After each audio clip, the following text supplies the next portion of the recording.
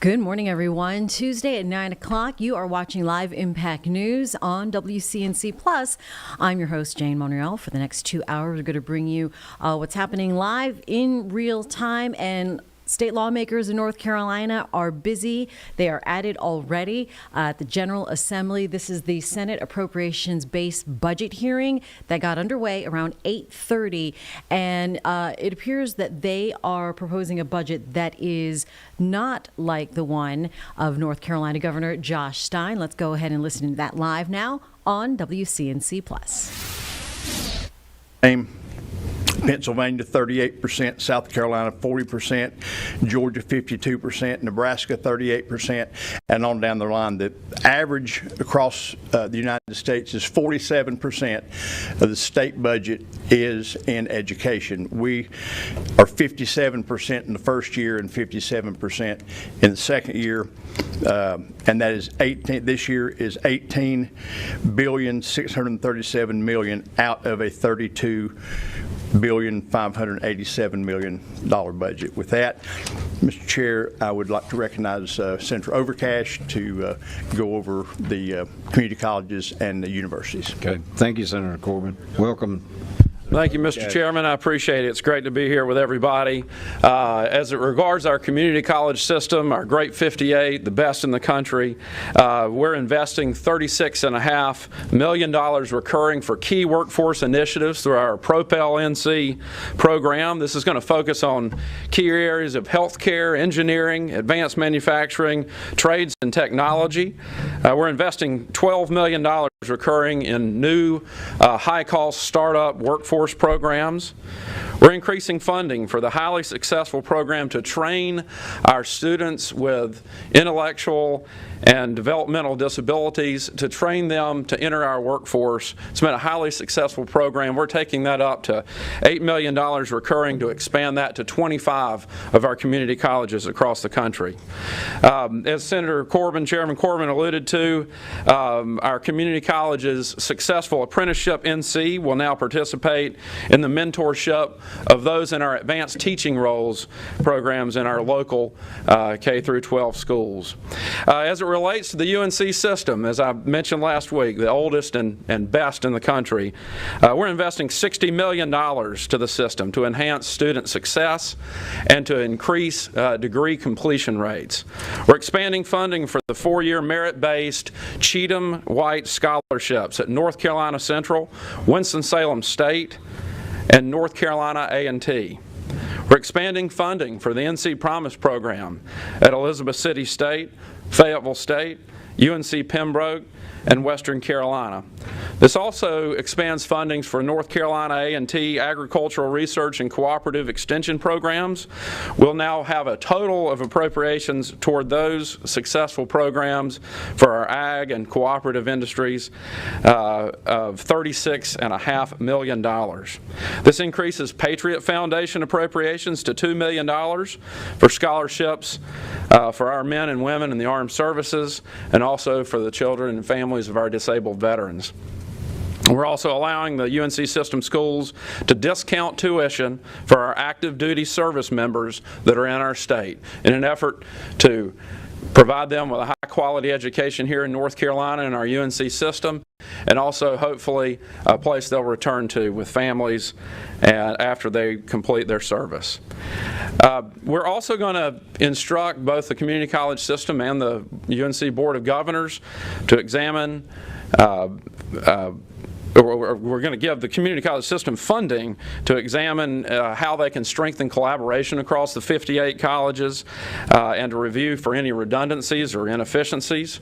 We're also going to direct the UNC Board of Governors to review all centers and institutes to ensure that they're in compliance with the system's vision and purpose, and identify any low-performing or redundant centers and institutes.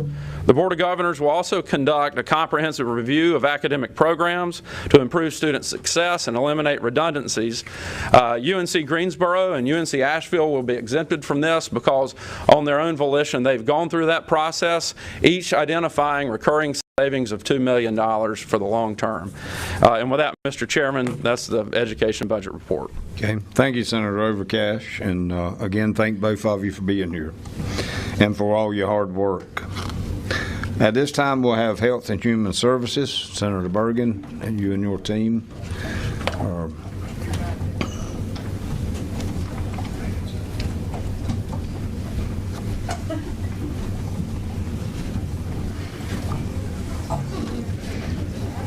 Good morning. Good morning, Mr. Chairman. Good morning, committee. The 2025-26 budget for Health and Human Services includes net appropriations of $8.3 billion, which is $439.6 million above the base budget, a 5.6% increase. For year 26-27, the net appropriation is $8.7 billion, which is $361.2 million more than the 25-26 budget, a 4.3% increase. Budget items. This budget prioritizes the needs of Medicaid. While there remains some uncertainty about changes to the Medicaid by the federal government, we felt that it was most prudent to focus on making the currently identified necessary adjustments at the state level to support the program. So the Senate budget adjusts the Medicaid rebase by $500 million in 25-26 and $810 million in 26-27 to provide funding required to maintain current service levels for beneficiaries. The rebase accounts for projected changes in enrollment mix, service, and capitation cost, federal match rates, and the Child and Family Specialty Plan, which will go live December 1st. It appropriates $49.2 million recurring and $34.4 million recurring each year of the biennium for contracts needed to operate the Medicaid Managed Care Program. Budgets for the implementation of the Medicaid Enterprise System to meet federal compliance requirements, and for the state, the total state portion, it transfers $4.6 million in fiscal year 25-26 and $9.1 million in 26-27 from the IT reserve. The remainder of the appropriation in the federal match receipts of $37 million in 25-26 and $57 million in 26-27. It recognizes $225 million in savings from the additional 5% Medicaid match enhancement and transfers those savings to the ARPA Temporary Savings Fund. It increases the state's annual Medicaid payment that's paid by the hospitals to be retained by the state Medicaid program and used to support the state share of Medicaid costs. This totals $30 million in receipts, and that will offset the general fund costs for Medicaid. It imposes 2 one-time add-ons to the hospital assessment formula to recapture a total of $23.6 million in hospital receipts that were not previously collected due to timing issues. The receipts will be used to support the 25-26 Medicaid costs. There's also a provision that requires DHHS to implement work requirements as a condition of participation in Medicaid if approved by federal CMS. Lastly, in Medicaid, the provisions included a directive to DHHS to move forward with a preprint to have freestanding psychiatric hospitals included in the Medicaid HASP reimbursement. This request has been signed off by the federal CMS in New Hampshire as a support to behavioral health services as recently as this past February. Vacant positions. This budget also took a careful look at positions across DHHS to determine where there are significant gaps in employment and currently appropriated positions. As a result, this budget reduces vacant positions in each division of the department that have been vacant longer than 12 months as of March 12, 2025. This results in a reduction of 439 positions totaling almost $34 million in general fund dollars and more than $10 million in receipt reductions in both years. Rescaling staff levels will lead to more efficient resource allocation, and we hope this will allow the department to plan out a strategy of recruiting and retaining staff. Here, the next section, we sought to evaluate current spending and create efficiencies where practical, with an emphasis on ensuring smart spending and no termination of services. We reduced certain appropriations that maintain consistent revisions or fund. We repurposed funds from certain pilots that have been ongoing, like the Mental Health and Substance Use Task Force Reserve that was created in 2016. You may notice the reduction in net general fund appropriations for inpatient psychiatric treatment at local community hospitals, three-way bed contracts, by $15.7 million recurring in both years of the biennium. Due to the implementation of the NC Health Works, many claims previously covered by this funding are now covered by Medicaid, so there will be no impact to coverage. Further, due to the offsets from the use of opioid settlement funds, as well as requiring LME MCOs to keep service level spending the same as the current fiscal year, this budget reduces net general fund appropriations for single stream funding by $44 million recurring each year, plus $13 million non-recurring in 25-26 and $28.8 in 26-27. This also will have no impact in services year over year. This budget also sunsets the North Carolina State Medical Facility Plan and Certificate of Need program to go along with the repeal of CON, and dissolves a statewide health planning section effective January 1st, 2026. This reduces the budget by $1.5 million in 25-26 and $2.9 million in 26-27. Also reduces net general fund for the state and county special assessment program of $750,000 recurring in both years of the biennium and by a total of $9.5 million non-recurring across the fiscal biennium in response to an over-budgeting of this program. This results in no change to the number of individuals served or the amount of assistance individuals receive. And lastly, reduces federal TANF block grant funding for the Work First Family Cash Assistance Program by $8 million recurring in both years of the biennium due to the decreasing trend in the program's caseload. These funds will replace net general fund appropriations for the Child Care Subsidy Program and the Kinship Care Program. Mr. Chairman, I'd like to turn it over to Senator Galey. Okay. Thank you, Senator Bergen. Welcome, Senator Galey. Thank you, Mr. Chairman. Regarding child care, in addition to our efforts in Senate Bill 528 to reduce unnecessary regulatory burdens on child care providers, our budget invests in support for the child care industry in our state. In the aftermath of the stabilization grants era, we believe that one-time funding is not a long-time permanent solution to the child care provider shortage. The federal child care subsidy program is integral to this industry and our workforce, allowing providers to care for children of low-income working parents at a rate that those parents can afford. The rate-setting methodology used to calculate the subsidy is the market rate study, an evaluation of tuition and fees charged across the state per county. The most recent update to North Carolina's rate was based on the 2021 study. We heard the resounding request from stakeholders that an increase in the reimbursement rates for providers of subsidized child care would provide sustaining relief to the industry. Therefore, Therefore, we appropriate an additional $80 million, $45 million recurring from federal block grants and $35 million recurring from the general fund to increase child care subsidy rates to the recommended level from the most recent 2023 market rate study. This means that the share of government subsidy reimbursement given to providers will increase, allowing higher payment to the child care providers while lowering the percentage share for parents for the price of care. This results in revised requirements for the subsidy program totaling $572.3 million. The budget also repurposes $3 million of block grant funding to create a child care home direct support pilot program. The goal of this pilot is to increase the supply of in-home child care programs by recruiting and coaching prospective child care providers through the initial business planning and implementation process. While this is one-time funding, the program then seeks to ensure sustainability by requiring a 2-year mentorship with the vendor for the new child care programs created under this pilot.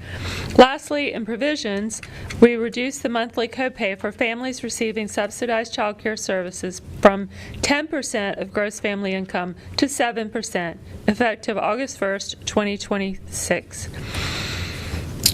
In additional spending, we appropriate $18.2 million recurring to the Transitions to Community Living, or TCLI, program to provide additional housing and tenancy support, as well as the wraparound mental health services required by a 2012 U.S. DOJ Olmstead settlement.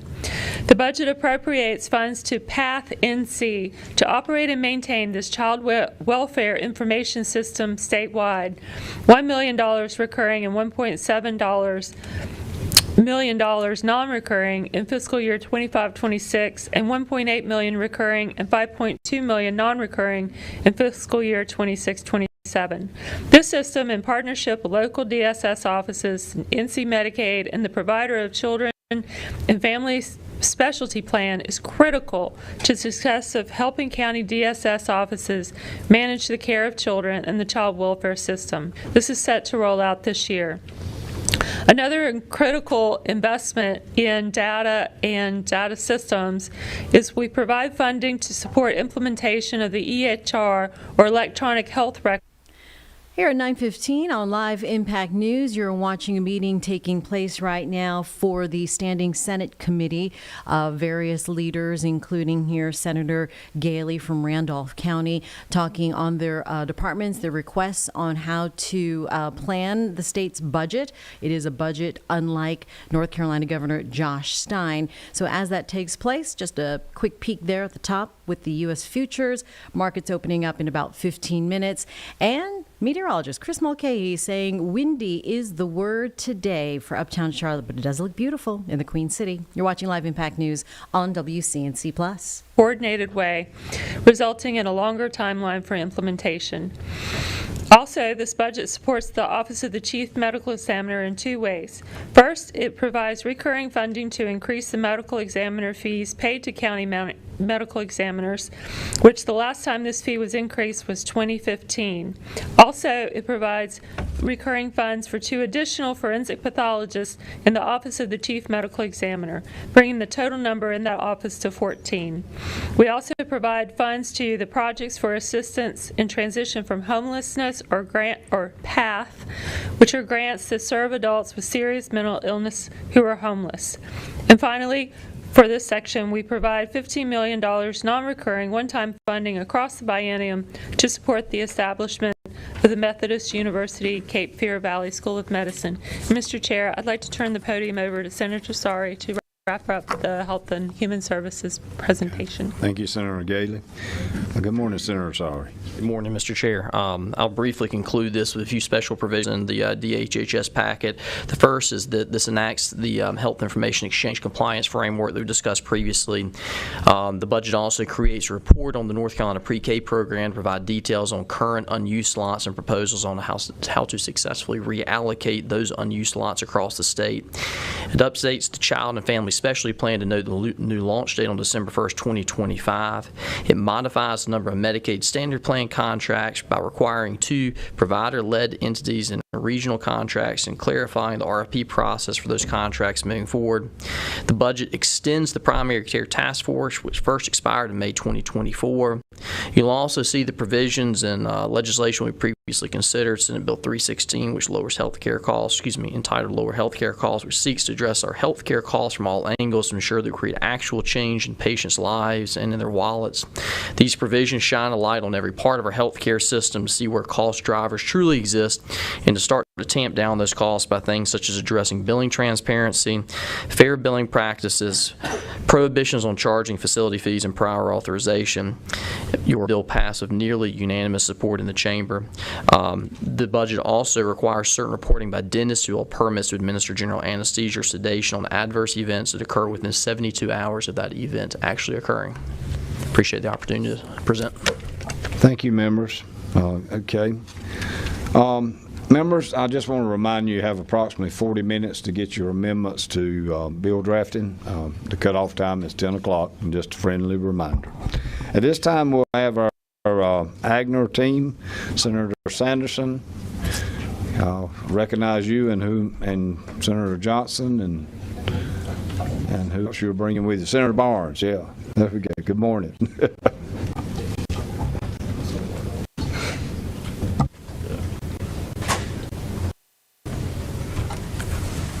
Thank you, Mr. Chairman and committee.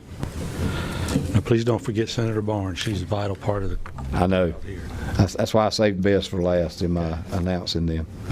That's a good recovery. I want to go over the Agner budget overview, please. This budget increases Agner appropriations to $863.6 million in fiscal year 2025 and 26, and $905.8 or $0.3 million in fiscal year 26-27, representing a 6.6 increase in the first year and a 6.0% increase in the second year. Adds 137 new full-time employees in fiscal year 25-26 and an additional 13 full-time employees in 2026-27 to support expanding programs and services primarily at the zoo, the Fort Fisher Aquarium, and our state parks. It also eliminates 64 positions, including 45 long vacant positions, vacant more than 6 months, and 19 vacant or filled positions that are no longer necessary. Results in a net gain of 86 FTEs across the biennium to align staffing with program priorities. Identifies $15 million in savings through vacancy eliminations and the redirection of receipts. And I'll turn it over to Senator Barnes for this time. Okay, thank you, Senator Sanderson. Welcome, Senator Barnes. Thank you. Thank you, Mr. Chair. Thank you, Senator Sanderson. And yes, this is a privilege to be here sharing the ag budget with you, the best and most important part of the budget. Some of the highlights include appropriating $250 million for verified crop losses due to 2024 agricultural disasters, which impacted all 100 counties in North Carolina. It also provides $20 million in the second year for the North Carolina Agricultural Manufacturing and Processing Initiative, known as NCAMPI, to promote food processing facilities in our farming areas. It also provides $2.2 million for the avian flu diagnostic lab with 10 new lab techs to support outbreak response. And for the DEQ portion, it funds the DEQ Permit Transformation Project, which was created in 2020 to cover more permit types. We are also launching a $1.2 million grant program for harmful algal blooms prevention. We're extending DEQ's authority to share inundation maps and assist high-hazard dam owners in complying with safety rules, including developing emergency action plans. The budget establishes a low-interest loan fund for homeowners with failing on-site wastewater systems as well. And at this time, I will hand it off to Senator Johnson. Okay. Thank you, Senator Barnes, and welcome, Senator Johnson. Thank you, Mr. Chair. Wrapping up here on the natural and cultural resources, we're providing $12.6 million in recurring funds for expansion at Zoo Asia, Fort Fisher Aquarium, and other state attractions. Allocating $2 million to the North Carolina Coastal Land Trust for land acquisition on Topsail Island. Provides $400,000 to update the beach and inlet management plan to maintain eligibility for federal funding. We're going to allocate $6.25 million in recurring funds to the Youth Outdoor Engagement Commission to expand outdoor education for youth programming statewide. We're going to fund a pilot program for Sunday openings at 14 state historic sites during peak tourism seasons. And we're going to provide $1.65 million over the biennium to support the Lost Colony. Mr. Chair, that ends my piece of it. Thank you, Senator Johnson. Just a couple more that we skipped, Mr. Chairman. You would indulge us, please. Absolutely. Water and wastewater infrastructure appropriates $685.6 million in federal clean water and drinking water state revolving funds to repair and replace drinking water and wastewater infrastructure damaged by Hurricane Helene, including treatment works, drinking water facilities, and decentralized systems. Allows unspent water infrastructure funds to cover approved cost overruns for similar projects. Directs $55 million each year to a PFAS mitigation fund to support local testing and treatment efforts, and allocates an additional $6 million over the biennium to the North Carolina Laboratory and PFAS research. And under economic development and industry support, provides $20 million per year to the Economic Development Partnership of North Carolina for marketing and tourism. Allocates $1.5 million in both years for film and entertainment grants, and expands eligibility to include online series. Reduces the JDIG by $10 million per year, prioritizing high-impact, cost-effective incentives. Directs an additional $7.5 million in fiscal year 2025-26 and $14.6 million in 26-27 from sports wagering revenue to major events, games, and attractions fund. Increases recurring support for the North Carolina Biotech Center to $17.6 million per year. Removes the 70% interim carbon reduction mandate, to preserve energy reliability and affordability. Authorizes utilities to recover financing costs for new nuclear and gas projects when prudent and cost-saving, and increases the maximum unemployment insurance benefit from $350 per week to $400 per week. And Mr. Chairman, that concludes our report. Okay. Thank you, Senator Sanderson. Thank you, members. At this time, we will have our JPS, Senator Daniel, Senator Britt.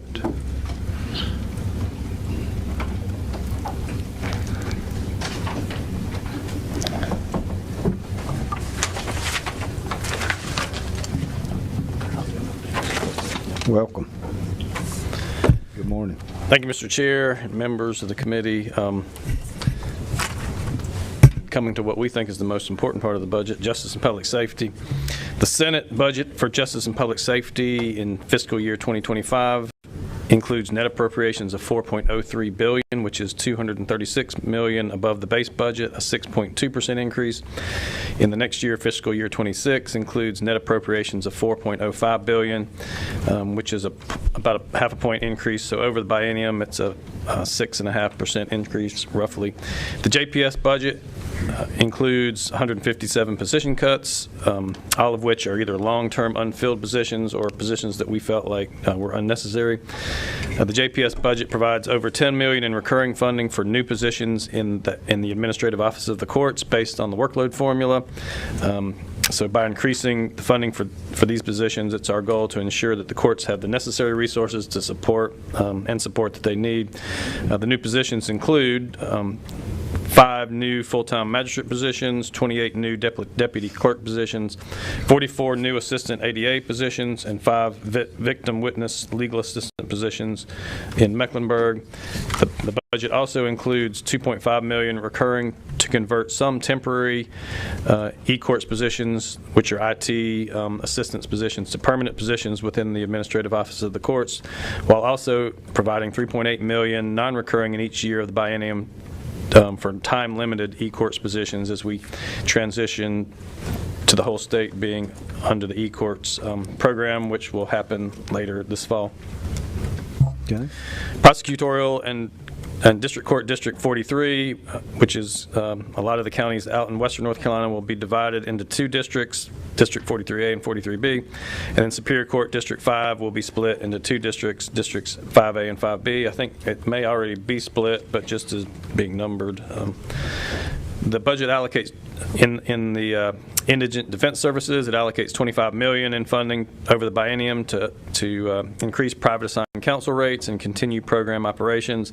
It also provides IDS with around $1.7 million in funding to establish a new public defender's office in Rockingham and Caswell counties. That would be for 12 new positions to support that office. Also, if you're familiar with the state misdemeanor confinement program that is run by the sheriffs, that is the rate for per diem for prisoners, for state prisoners will be raised from $40 to $45 per day per inmate. So now I'll do the battle handoff to my co-chair, the Senator Danny Britt. Thank you, Senator Daniel. And now, ladies and gentlemen, the Senator Danny Britt. Low-key session. Thank you, Chair. Thanks, Senator Daniel. This budget also provides resources to support all law enforcement agencies, including funding for equipment to support the use of ALE body cameras. Further, the State Highway Patrol will receive $200,000 in recurring funding for specialized safety equipment like riot helmets and shields. The State Bureau of Investigation will also receive $200,000 to purchase equipment and contract with pilots as needed. They currently have a plane, or one pilot, or two planes, one pilot. One of the planes in certain airspaces mainly used during extradition requires two pilots. Currently, they're having to contract for that. So this is a cost savings. Not only this, the budget provides for additional positions, including $3 million in funding for up to 26 positions for the North Carolina Highway Patrol, $1 million for up to 8 positions with the State Bureau of Investigation. Budget supports new plan, voice operability plan for the Viper system, providing $15.3 million over the biennium. This system, of course, keeps our first responders as well as Highway Patrol connected. This was critical during Hurricane Helene. It also ensures that the systems will remain financially viable and that funds will be available in the future when Viper towers need maintenance. Counties that use the system will be given a $100 fee-free network user allocations, but the budget establishes a $25 fee for additional users. Further technology support includes transfer of around $8.2 million from the IT reserve to support North Carolina Emergency Management's communication and disaster IT systems, National Guard cell phone reception booster systems and equipment at the National Guard readiness centers, purchase of Viper radios for the National Guard, purchase of an investigative case management system for the State Bureau of Investigation. Budget provisions provide $1 million in funding for new positions to support North Carolina National Guard's Cybersecurity Response Force, $250,000 recurring funding to support National Guard's Starlink service subscription, $5.4 million for the Methodist Home for Children, and this program in the Methodist Home for Children is used in juvenile services. Currently, there's about a 26% reduction in reoffending of juveniles who have gone through that program. Methodist Here at 9:30, you're watching Live Impact News on WCNC Plus. The opening bell rang. The big board is up. New York Stock Exchange opening up in the positive, 32 points, as we are listening in live here to the North Carolina Senate Standing Budget Committee meeting. That is underway. A number of senators asking for different appropriations for their own departments. We also understand that the House Standing Committee meeting is also happening simultaneously. So North Carolina state leaders are busy this morning, and we're monitoring all of it here on WCNC Plus. Again, this is a first step in a 3-step process. Thank you, Senator Britt. Senator Daniel. I'm going to go off agenda just a little bit. We have a whole new slew of pages just came in. And so pages, I'm going to break here before we get Gen Gov committee and ask if you would come up to the microphone there, Senator Hollow. Yeah, you're getting it ready for them. Introduce yourself and tell us where you're from, your name, where you're from, and who your sponsor is, please. My name is Stefan Aragona. I'm from Jacksonville, and Senator Lazar is my sponsor. My name is Kate Taylor. I'm from Wake Forest, and I'm sponsored by Senator Everett. My name is Kavya Subramanian. I'm from Charlotte, and I was sponsored by Senator Bradley. I'm Jackson Kasaya. I'm from Wake Forest, and Senator Everett is also my sponsor. I'm Sam Hollingshead. I'm from Raleigh, and Jade Chowdhury is my sponsor. Okay. My name is Reese Stevens. I'm from Raleigh, and Senator Adcock is my sponsor. Okay. Thank y'all. We appreciate you being with us. You've picked a good week to be here with the Senate budget rolling out. Be plenty of busy work to do. And as I told the other group, we hope you learned something this week. And we also hope you'll teach us a few things, as we know you can. So thank y'all for being with us. And now we'll get back into our presentations on the budget. We have Gen Gov, Senator Alexander, and Senator Ford, and Senator Haining. Thank you, Mr. Chairman and members. On behalf of the committee of Senator Ford and Senator Haining, myself, the Gen Gov budget addresses 17 agencies, or 2% of the state's overall budget. During the fiscal year 2025-26, net appropriations of $634.2 million, and 26-27 fiscal year, the net appropriations of $582.4 million. We believe that the specific parts of this budget reduction of duplicative services. To start off with, the Department of Administration, this budget would implement a one-year moratorium on purchasing new vehicles under motor fleet management, as well as a cap on new vehicle maximum prices to avoid purchasing wasteful or unnecessary or overly expensive vehicles. The cap on new vehicle cost would be increased every 2 years by the Consumer Price Index. And during the moratorium period, motor fleet management would be required to assess the damage to the fleet from the fall 2024 hurricane season. The budget will also require regular reports from the motor fleet management on the status of the fleet to avoid potential wasteful purchasing and unneeded vehicles. The budget increases the state funds for abuse prevention. We are increasing the state contribution to domestic violence centers to $7.9 million each year. This comes after the federal government substantially reduced the contributions. Many of y'all know that the federal VOCA funds were reduced during the previous administration from $100 million to North Carolina to only $3 million last year. In the Department of Insurance, the Office of the State Fire Marshal, this budget provides $30 million in the first year and $22 million in the second year for North Carolina's reinsurance policy. And we're also requiring all state agencies to participate in all other perils coverage to ensure that our great state and its property assets are adequately protected in the event of another disaster like we saw during Hurricane Helene. Some other highlights: we're providing funds to the United Way of North Carolina to create a single universal hotline, tip line, to report human trafficking. The phone number will cater to victims of human trafficking and abuse and allow victims to report these situations to staff who are specifically skilled in that area, and this will also encourage the use of a universal signal for someone in danger. The budget appropriates money to modernize many areas of government with more advanced technology, saving time and promoting efficiency. These modernizations touch almost every agency and department within general government.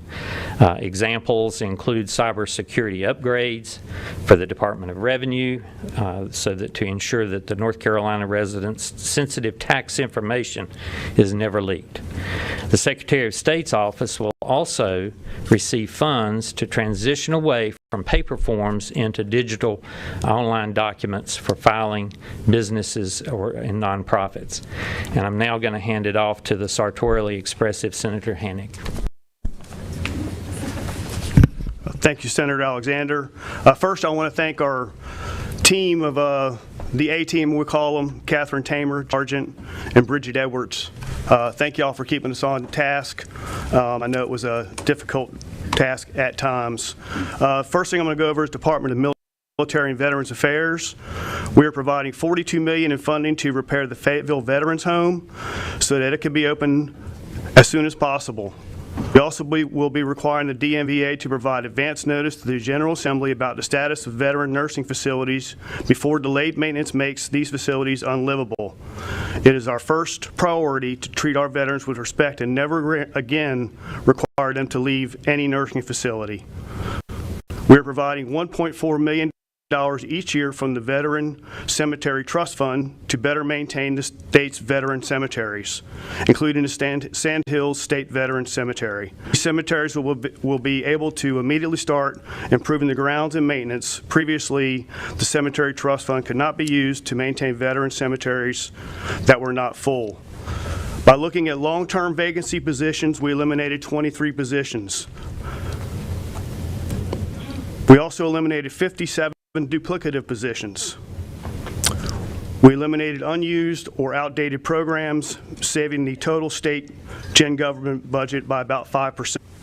Under the Department of State Treasury, we are creating a North Carolina Investment Authority to take over investment responsibilities previously held solely by the State Treasurer, transitioning our state away from the sole fiduciary model.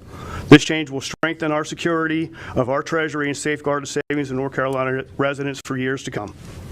And with that, I'll send it over to Senator Ford. Thank you. Good morning. Good morning. Welcome. Thank you. Thank you, Mr. Chairman. Office of State Auditor, we're creating the Division of Accountability, Value, and Efficiency, otherwise known as DAVE, and providing $6 million for this new division within OSA.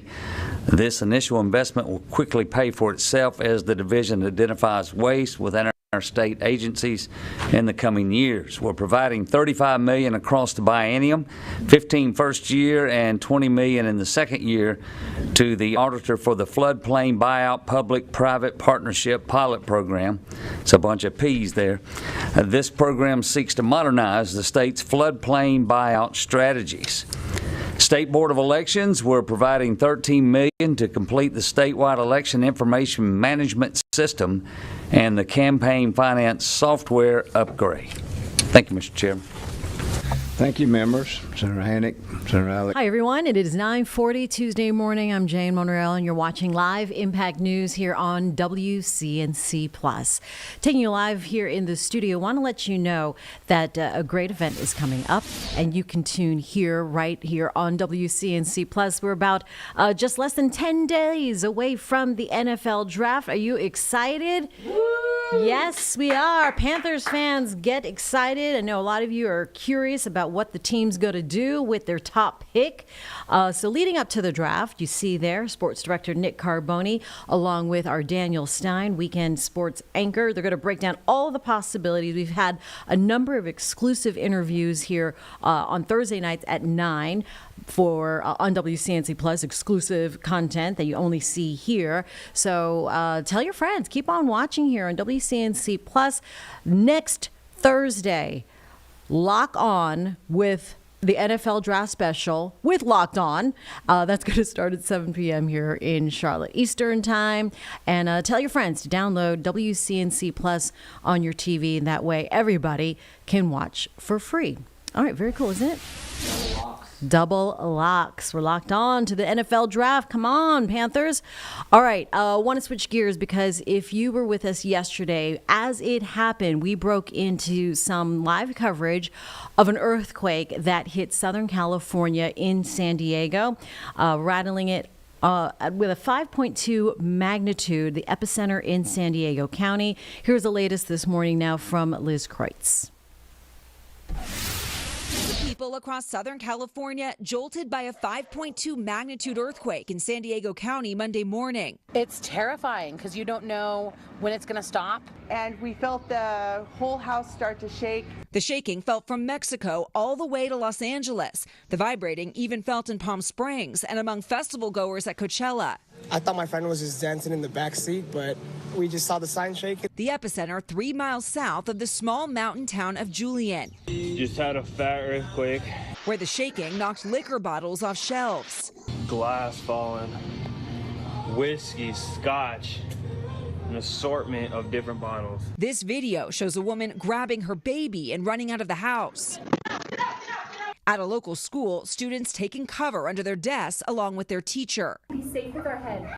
Even animals reacting. Watch these elephants at the San Diego Zoo Safari Park. The herd forming an alert circle, with zoo officials describing it as the animals instinctively circling the younger elephants to protect them from threats. I was just like, oh my gosh, what's going on? Was that an earthquake? The quake struck just after 10 a.m., prompting a rock slide on this highway. It seemed like the ground was moaning and like you had thunder underneath your feet. In this earthquake-prone region, a surprise rattling to kickstart the week. Compared to ones that I've been in before, I felt like this one was a little bit intense.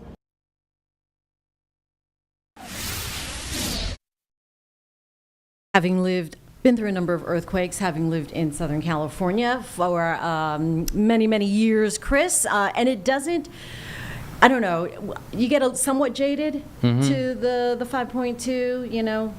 Talk to me after a sick, but really, that rattles you. Oh, no, like literally, talking about that. And I want to give a near comparison. So most likely, if you've lived here in North Carolina most of your life, you probably haven't had too many rattles because it's not really as repetitive as what happens over on the West Coast. But if y'all remember, during the pandemic, I was actually working from home at this point. It was a Sunday morning. It was back in 2020 in Sparta, North Carolina. There was a 5.1 magnitude earthquake, and some people as far south as Rock Hill actually felt it. So that really is the best comparison I can have for you. So an earlier package the last time that they had a 5.2 in California was actually back in August of last year, but for us it's been quite some time. So if you witness that earthquake, that's really a similar comparison. The only time that you're really going to have significant structural damage, so Jane, you can pretty much harp on it just as much as me,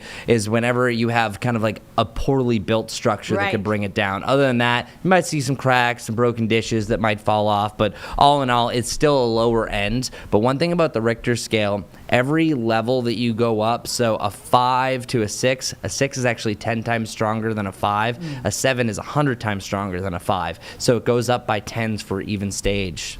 Yeah, it's no joke, really, and I've lived in both kinds of structures. I've been in, the ones that after, I forgot which year, forgot my earthquake history, but after a certain year, they started building on rolling foundations that gave way.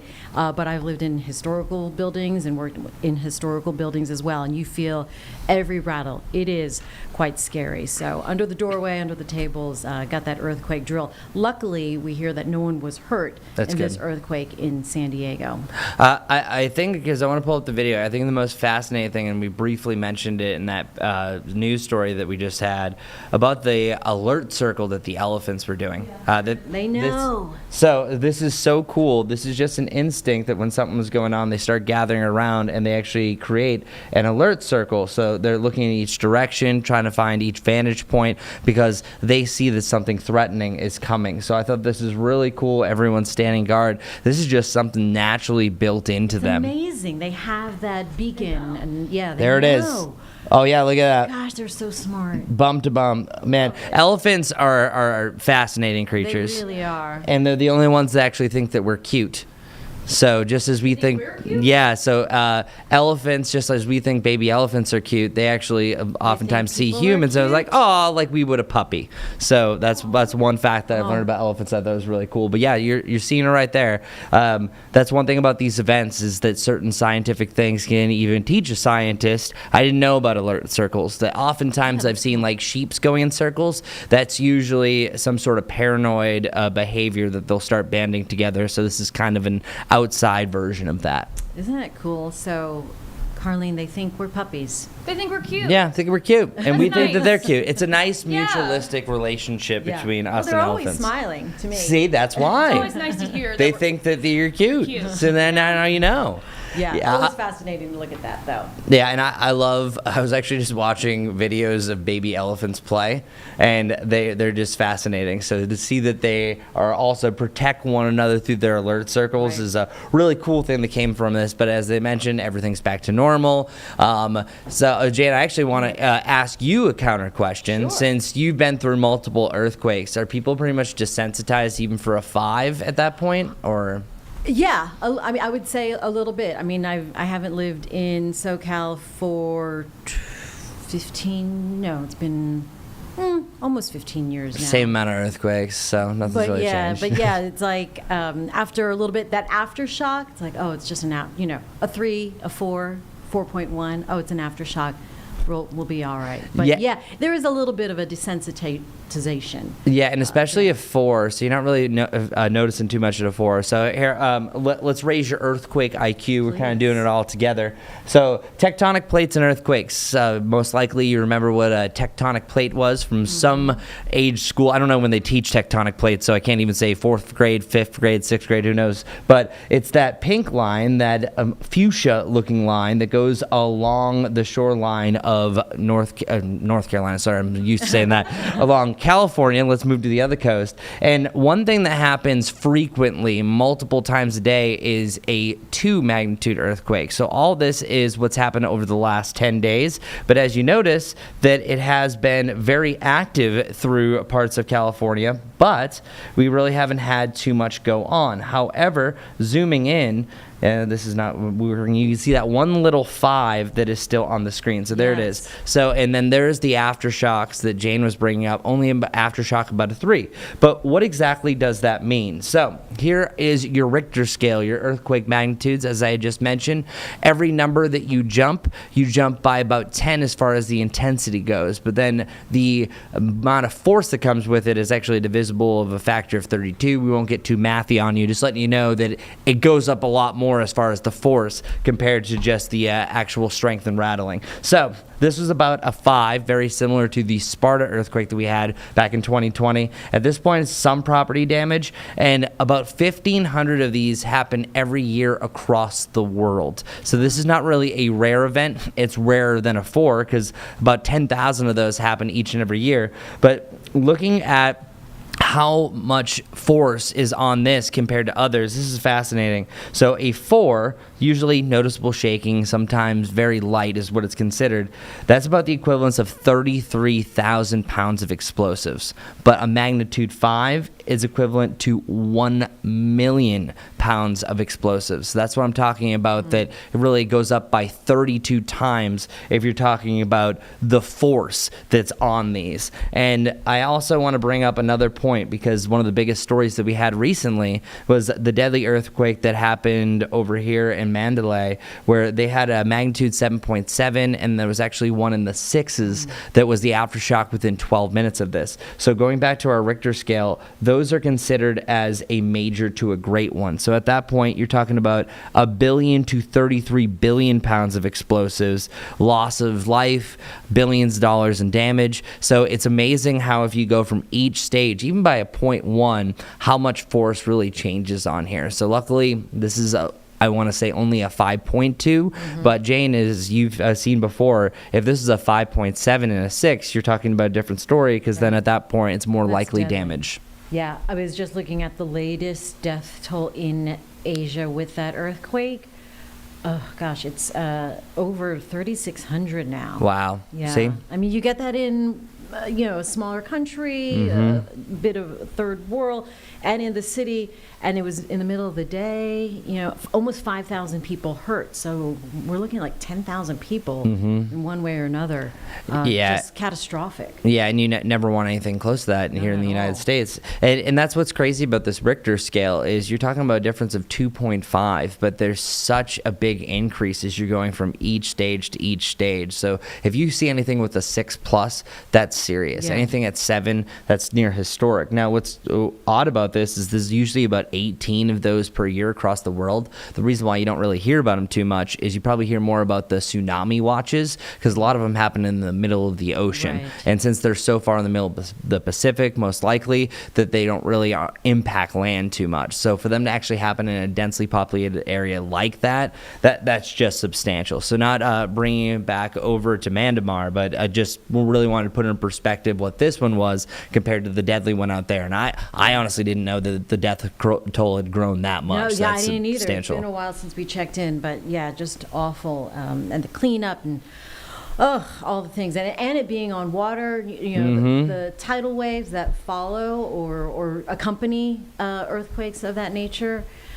Okay, well, Chris, we are looking at better weather here, though. Yeah. Here at home. Yeah, well, I guess we'll transition a little bit here. Yeah, the biggest thing about today, and I don't have any graphics prepared, so you're just going to have to look at my face. Look into his eyes. Just pretend that you're an elephant, and then maybe you'll think I'm more favorable. I know, but the crazy thing about today is we have a cold front that's moving through, and that cold front has now increased the cloud cover, but it's also going to increase the winds. So we actually are going to have a substantially breezier forecast. Actually, no, I can't help myself. I'm going to stall here. Please. Jane, talk, because I actually want to bring up a graphic because I want to try to raise our weather IQ. I love it. Yeah, one thing about winds, and this is called the Beaufort wind scale. So oftentimes I'm going to say things like, here, today there's a chance for wind gusts up to 35 to 40 miles per hour. But what exactly does that mean? Let's bring up weather 1. You don't need to see me. All right, here's what's going on. So a strong wind is categorized at winds at 25 to 31 miles per hour. What that actually looks like, at that point, large branches are in motion. So what the Beaufort wind scale does, and this was originated in the 1800s by Sir Francis Beaufort, and the use is that he studied winds and its impacts to ocean waters and what it was doing on land. So once you get to winds about 32 to 38, that's a near gale force wind. And a gale force wind, as you might have heard, especially if you've lived by the ocean, 39 to 40. So today we're going to have a strong to a near gale force gust. So what that will mean is if you put your trash can out, there's a chance that it could fall over. That means trash cans could be moving. But at this point, those taller trees that you think that they're going to fall, but they're just so well rooted, those are going to be swaying heavily back and forth. So I think you're going to see a lot of that on and off. But I just want people to be advised. I know that it's going to turn into a nice day. We'll have some sunshine. It's much cooler. It's a colder wind. But these are the type of winds that are sneaky, because those branches that might have been damaged by storms or rotting out, you're going to hear some cricks and cracks if you're walking through the woods. So there's going to be a chance some of those larger branches could come down unexpectedly. So I always like to let people know about that. As far as where our temperatures are going after this is kind of the bottom. We actually already hit our high temperature for the day, where that was at midnight. So this cold front is really throwing things all over the place. But you can see once we get into Thursday, we're in the lower 70s, low 80s, and then we're back into the mid 80s for this coming weekend. So great for the Charlotte FC game if you're going to that, or for hopping bunnies to arrive. It is going to be a good forecast. Next chance for rain not until like next late Monday. Late next Monday. Okay, so Friday's actually not too bad. I thought there might be a sprinkle or two at the end of the week. I got rid of it. I said, no sprinkle. Stay out of here. You did that. Yeah, I did it. Yep, I did. You didn't mean Larry Sprinkle. I said Larry could stay. Larry's okay. Just the sprinkle up there in the air. All right, Chris Mulcahy, thank you as always. And we raised our weather IQ, our earthquake IQ, wind IQ. Wind IQ. Yeah, we can't stop raising the weather IQ right here. Smarter all around. See, that's what it is.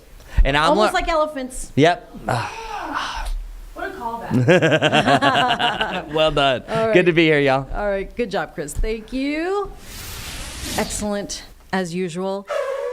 Oh! An elephant on the way out. Oh, we have our resident elephant in the form of Mr. Mulcahy. Okay, we are coming up on 4 o'clock. It is tax day, so we are working to get more information on the scams that you need to be aware of. In the meantime, let's take you back out live to the Senate hearing committee that's happening at the North Carolina General Assembly. You're watching Live Impact News on WCNC Plus. The question is, Senator Heiss, that you want the dollar amount or Right. percentages? The question that came to chairs was about how much agencies have been cut. At the end of the day, most agencies are spending more money this year than last year. So we were looking at what is the spend this year versus the spend in the first year versus spend in the previous year for each agency. And Senator Jackson, that will take us a little time because what we have in the committee report is the base budget, which is different than the current year spend. So we'll have to go back and find that. And just as a refresher, everybody, we start with the base budget because that takes out any non-recurring money that was either provided or reduced to get to a different starting point. Agencies are allowed to annualize certain increases in the previous budget to create the base budget. So we have in the committee report shows the base budget versus their final spending, and of course for some agencies a lot of that is salary increases. We do have an overall cut that we not by agency, but the reductions that we have in the first year are about $298 million. I would make sure to point out that that does not include anything where we swap receipts for general fund appropriation because the total spend didn't change. So in the case that like a Sheets funding was used for some scholarships to save general fund appropriation, that's not included in that total. And in the second year of the biennium, it's $370 million. Okay. Yeah. Restine, did that sort of answer your question? It does. Thank you, Mr. Chair, and I think the staff have done enough. I appreciate that level of information. Thank you. Thank you. Okay. Senator Batch. Thank you, Mr. Chair. So I have a series of questions. Sure. Thank you. So the first, and I don't know if this is for staff or anyone else who can answer it, when we're talking about the elimination of positions in our government, what is the total number that are being cut in this current budget? We have that number. Fantastic. Michael, you got it? Senator Lee has that number. It looks like 785.5, which leaves remaining vacant positions of 22,144. And I think as Senator Jackson identified, we tried to really plug in those that had been vacant for the longest period of time, some of those over 900 days. Okay. Thank you, Senator Lee. And a follow-up on that, what percentage of those positions that are eliminated currently are filled and will be eliminated in this budget? Okay. I do not have that information. Yeah. If staff could get that to me, I would greatly appreciate it. Okay. And then another follow-up. We will see that they do that, Senator Batch. Thank you so much. Follow-up. And this may be for Senator Lee or for anyone, since he referenced this, with regards to the HUD office and positions that might be cut of current people who are in those positions. Are they going to get a preference for transferring to a different agency since their positions are being cut?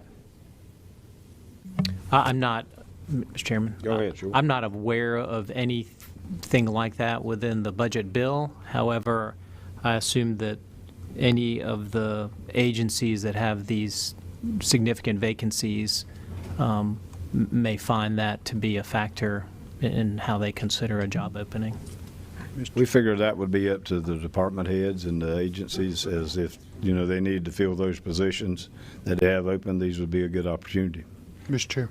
Senator High, excuse me. Yeah, under the State Human Resource Act, there's rifted state employees do have priority for applications for other state positions. That's coming in. That's not changed in this bill. That's consistent. Thank you, Senator Heiss. And one other question, please. Sure. And I don't know who should answer this. Perhaps it's Senator Britt. That it appears in the budget that you guys are eliminating the Innocence Inquiry Commission totally. Can someone give a reason for that, please? Okay. Well, since you called on Senator Britt, I'll let Senator Britt go for it. He's got his microphone on.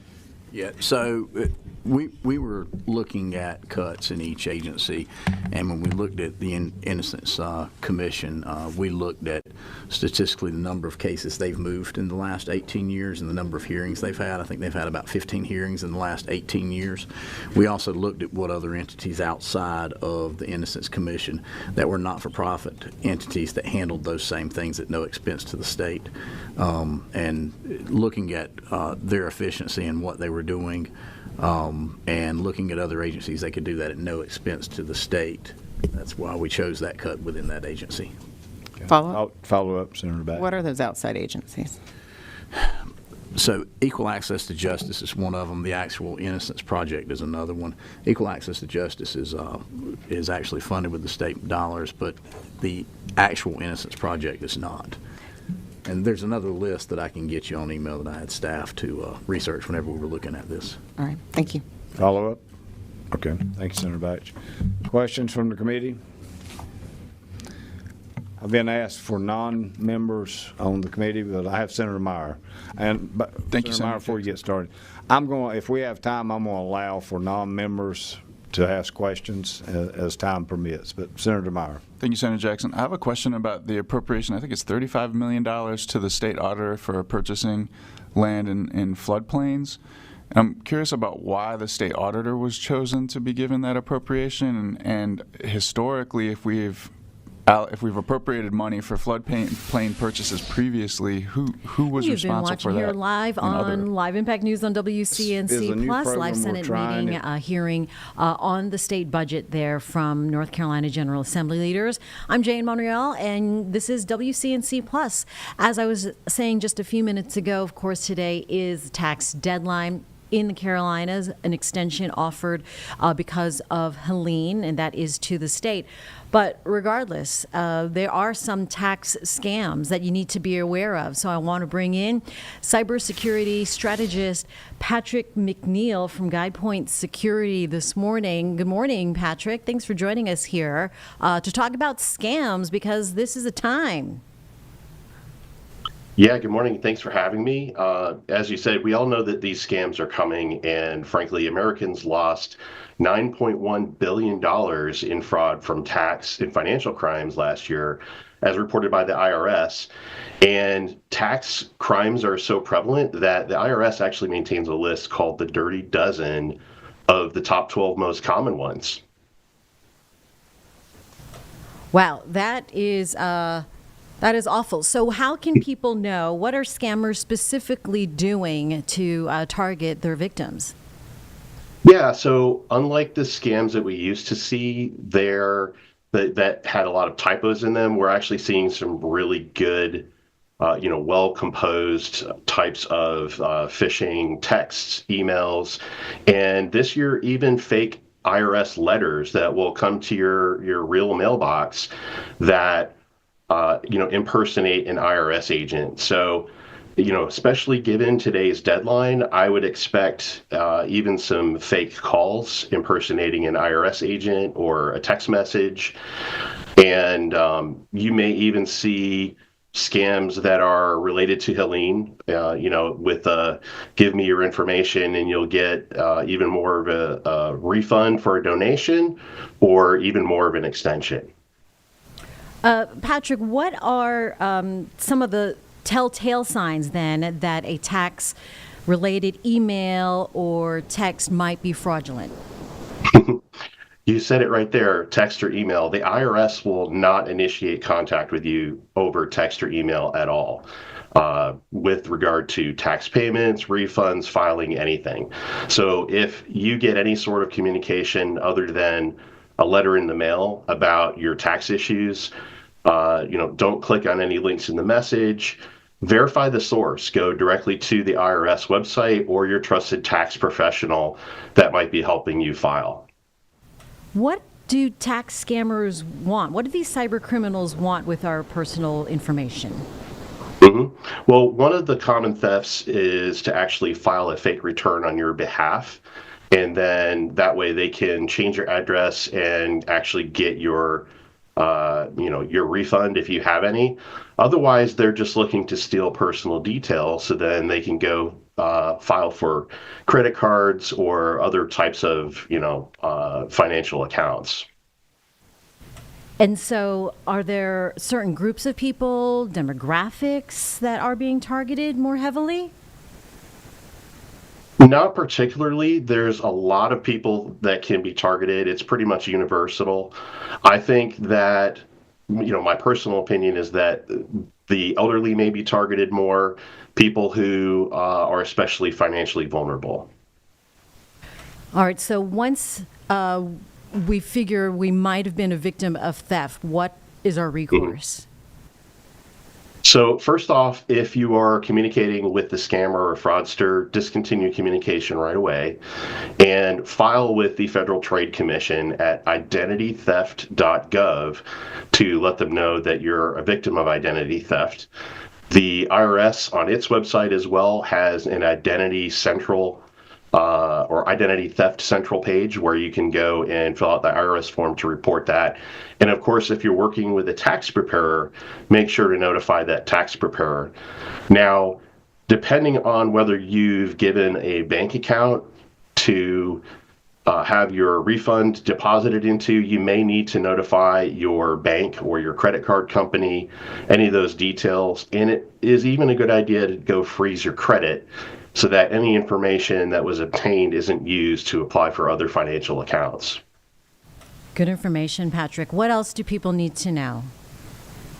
So you can prepare for next season as well.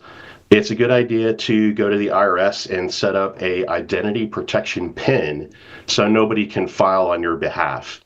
I think it's important to know that if you have been a victim, don't hesitate to report. Don't feel guilty because these scams are very sophisticated and it's easy for anyone to become a victim. Absolutely. And aren't these guys are just getting more savvy, the use of AI, it really is something we need to be a little bit more aware of our own practices in daily life, right?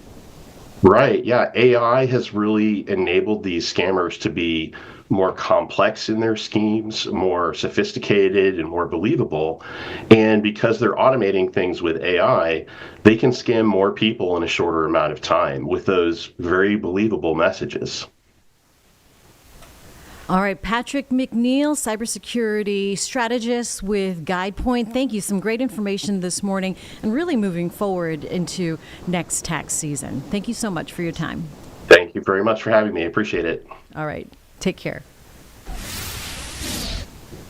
All right, hopefully that is helpful, friends, as you prepare your taxes for this year and think about next year, really guarding what you have so you do not become a victim of fraud. Right now, I want to take you out to New York. This is House Democratic leader Hakeem Jeffries. He has a press conference right now on Social Security Day. This is in Brooklyn, New York. Let's take this live here on Live Impact News on WCNC+. Bipartisan way. All right. Thank you, everyone. Michael. Hey. How do you think? I think I'm good.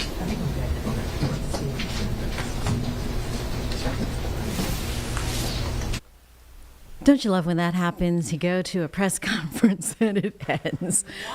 All right. Well, we will probably recap that and clip it for you later. In the meantime, there is another trial that is happening. This is happening in nearby New Jersey.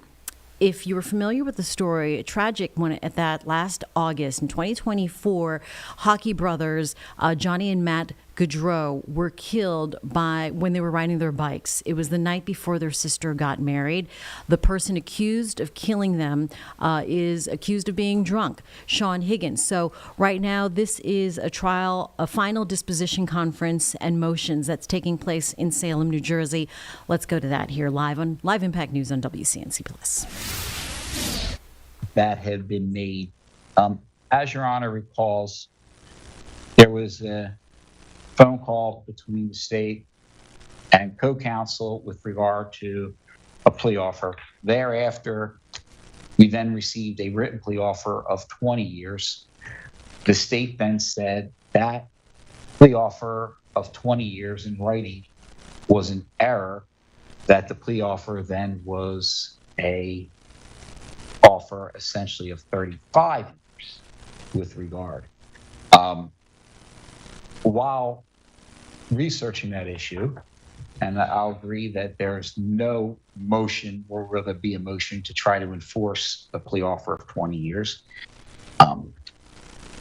it became apparent through discovery outside of the courtroom, as well as through a simple search, that within the past year, there were at least three that we know of, plea agreements made by the same prosecutor's office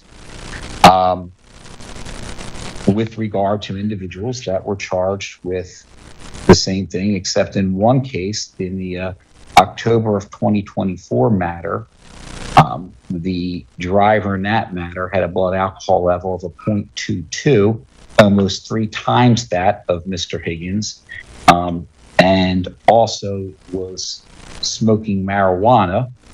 I do believe also had a 3-year-old child in the backseat. Also hit a cyclist by going into the cyclist lane and had to be stopped by a fire truck as he kept fleeing the scene.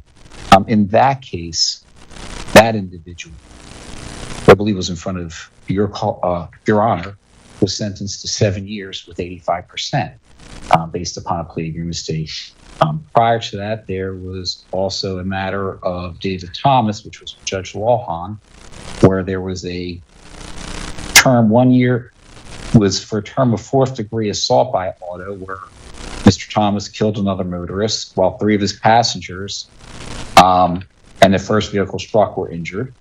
He had an open container in the car. And his blood alcohol level was a 0.156, double that of Mr. Higgins' alleged BAC concentration, and was traveling at a high rate of speed before that. Again, that was sentenced to a concurrent term of 4 years, each on a 3rd-degree assault by auto and a 1-year term on assault by auto. So I do know that there was another matter of Stephen Krowski, who killed a motorist where he had a blood alcohol level of 0.122 and was traveling at a speed of 113 miles per hour before the crash, and 70 miles per hour at the moment of impact. And again, Judge, I do understand that this is a unique request with regard, and part of the reason behind it is, with all due respect, and understand there's cameras here, so it's a case where it's a little bit different, but justice is supposed to be blind. And it's supposed to be blind when we're looking towards a defendant or when we're looking towards a victim in a case. There should not be a special category because it's a high-profile case that the state is treating this one differently than a case they had just a few months ago in this very court in front of Your Honor with worse facts and circumstances. And it's the state's obligation. The prosecutor's office represents the state of New Jersey. This is not a civil case where they're representing the estate of the victims. I do understand there's victims here. And from the process that we've had thus far with regard to the issues with discovery and getting things moving along here, I do believe that it's proper, at least, and if the state does not want to turn it over and Your Honor does not want to turn it over, again, I understand I could easily continue to go through promise gavel and look at every plea offer that has been made. Not offer, let me repeat that. Every plea agreement that has gone through and been made with the same type of case, and as I cited in my motion and my notice for that request, I just, for the sake of clarity, would like to see what the difference was in a case where we are now seeking 5 times the amount than that of when a school teacher is killed and a 3-year-old child is in the backseat. I understand that this is not something that's normally requested. With regard to my brief, Your Honor, I did cite, though, one of the things that is very important in all trials, and as I'm sure the court is aware, because I do believe that last year I think there was a total of there at least 5 jury trials that were heard in this county. Most cases, I'm assuming then, are resolved by way of plea bargaining. And how do we get there? It has to be something that is fair, even-handed, on the level playing field. And at least I understand that there is no one objective way of saying that every case is the same. I agree that there are certain aspects that go to the mitigating and aggravating factors that Your Honor considers and weighs at the time of sentencing. However, leading up to that, when it comes to the negotiation, we have a situation here where it does seem that 97% of all cases are resolved through plea deals in this state. And you have to have a mutuality of advantage here when it comes to both the state and the defendant. And when we have a situation where we're told it's 35 years, then you receive in writing 20 years. Like, no, that's a mistake, it's 35 years. And then you know, as a practicing attorney in this county, that other cases are going through it 7 years. There's an issue, and you have to say, well, what is being treated differently here? I understand it's two victims. If they said 15 years, if they said 20 years, I would understand that. But where we get to 35 years, which essentially, with all due respect, if my client were to stand up and represent himself in front of the jury and be found guilty, that's most likely what he would get anyway. So it's really not a plea bargain. It's a take it or leave it. We're going to trial on this. And I don't want to talk just about fairness to the defendant. I want to talk about fairness to the victim's family as well. Because when you put it in such a posture that you're forcing a defendant to go to trial, that then puts an additional burden on the state as well as the family of the victim, because for whatever reason, the state is not using the same playing field that they used in other cases. So again, if the state says Mr. Kleinberg could just as easily go through promise, gavel, and get it, and the court says the same thing, I'll do it, and it's fine, and I'll still use that, and I'll still negotiate in good faith, as I always have in this court and every other court in this state and other states I practice. I'm asking for it. The state has it. If they say it's equally accessible to me, I'll go through the trouble of getting it, and that'll be it, Your Honor. I guess the question, Mr. Kleinberg, is, and you've been practicing law a long time, plea negotiations, you always get it all. And in response, typically there's a counteroffer. I know in your situation, defense is not prepared at this point to make a counteroffer. But just because a plea resolves at a certain number doesn't necessarily mean that that was always the state's first offer. And it's an ongoing process. It's a give and take. As the tide shift, the offer shift. So the fact that they started out where they started doesn't necessarily mean they're going to end where they end, which to me then creates an issue as to what relevance there would be as to the final plea that's perfected on the record. In other words, some pleas where there was a 7-year plea on the record, the offer may have started at 35. I don't know where the offer started. Mm-hmm. So what relevance is there as to what the initial state's offer was? The state hasn't, at least Mr. Mester hasn't indicated he's drawn a line in the sand and said 35, take it or leave it. This is our best and final offer. And I'll let Mr. Mester speak. Judge, we asked about that, though, just so you understand. When you ask what's the relevance, when it does come to the plea bargaining, and as much as I like to hold my cards close to my chest, I'll show the cards right now. The idea is this. I believe it would be beneficial for both the state, and the state could show to the victim's family, hey, over the past 5 years, these are cases in our vicinage, which is what I plan to do, not just Salem, but in the vicinage, where there have been similar cases that have either been pled out or gone to trial, and this is what happened. My idea is, in this matter, to go through and put at least a list together where the state can weigh out and see the similarities and differences, as well as look at the mitigating and aggravating factors in this case, and explain as well as to the victim's family, This is why we're coming to this number. Again, if the state says it's just as easily accessible to me, I'll take the extra few hours and do it. I don't mind hard work. I'll do it. It's not an issue. That's the relevance behind it. That's the reason behind it, Judge.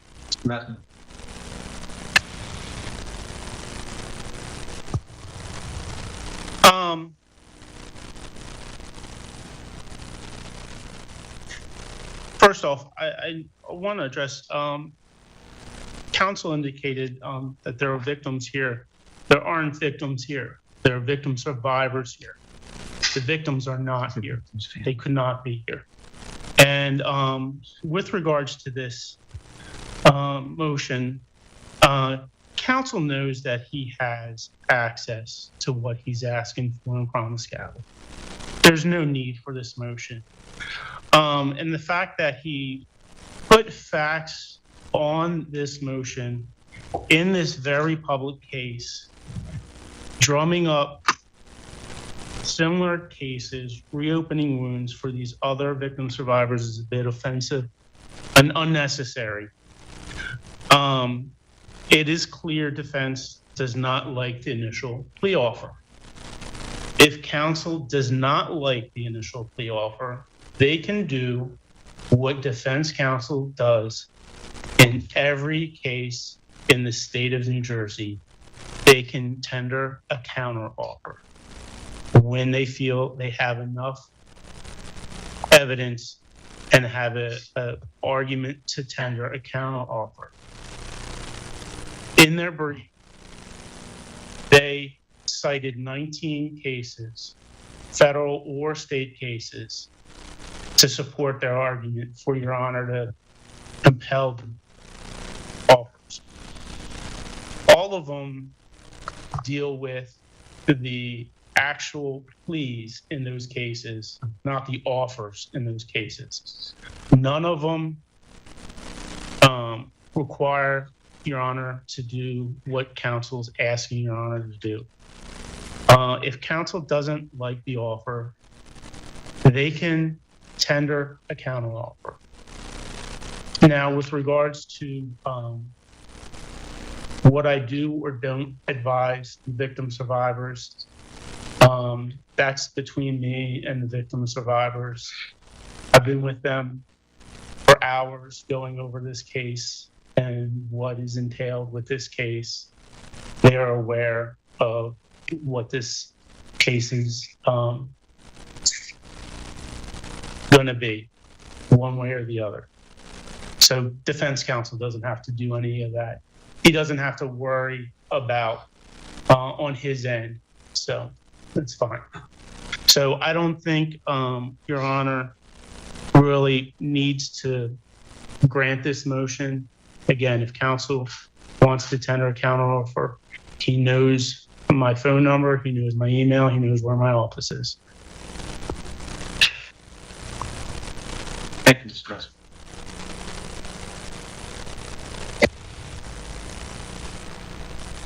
And Judge, once we have all the discovery, I mean, this is since we're 6 months into it now. I'm hoping we have the discovery soon. We will be able to rationally, intelligently, and properly do a counteroffer with all the evidence at that point. Thank you. I did prepare some notes after I reviewed both of your submissions in this regard. I'll make the following comments. Pleas were taken in open order, typically a public record. We have open. They're not protected as far as what the ultimate result was. Plea bargain come before the court. Once again, the defendant's free to obtain this information from court. The court has a mechanism by which the defense can look those cases up and find the nature of every single plea that was taken by the court. The state is in a good position to furnish that information, but I don't know that it has any relevance as far as ultimate outcome of the case with respect to whether you see it's clear it would never be admissible. Court counsel could never stand up in front of a jury and argue to a jury. Well, in State versus Smith, the state offered the defendant a 7-year sentence, but guilty of 7. But in this case, they only made us a 35-year-old. Everybody knows that obviously that doesn't happen in court. So the relevance would be merely, I'll call it for exploratory purposes to see what the state proclivities are in similar cases. But that's something, once again, doesn't fit the rule of evidence. It should be something the court will consider relevant in a hearing or a trial. And as counsel is aware, the court has to look at each case on a case-by-case basis, as does the state, as does the defense. Everything is predicated upon a certain set of facts and circumstances that emanate from an incident that occurred that result in a criminal charge being filed. They're all different. Not one is the same, like snowflakes. So when we're looking at everything in its totality, I don't see that there's an adequate basis that's been established by the defense to help the state to turn over this information. Once again, plea negotiations, as I indicated, are ongoing. The state makes their original offer, the defense can counter, at which point the state can come back with a second offer, the defense can then recounter. Ultimately, we see many cases get to the point where, based upon those ongoing negotiations, we get a resolution. There are, as Mr. Kleinberg pointed out, 3% cases in the state of New Jersey do end up at jury trial because, for whatever reason, state and defense can't come up with a number that satisfies both sides. So under the circumstances, based upon everything that we're looking at, I'm going to deny that motion to compel. I don't think it's appropriate. I don't think it's proper. The relevance, however, once again, it's free, public record. Defense is obviously entitled to do their own exploring, find out any prior cases this court has heard or any court of this nature. Find out what the offers were. I'm actually not what the offers were, what the ultimate perfected plea was. So for that reason, I'm denying that. At this point, we can move on to the state's defense's motion to dismiss. We're just going to have. I'm just going to switch. Sure, you can switch.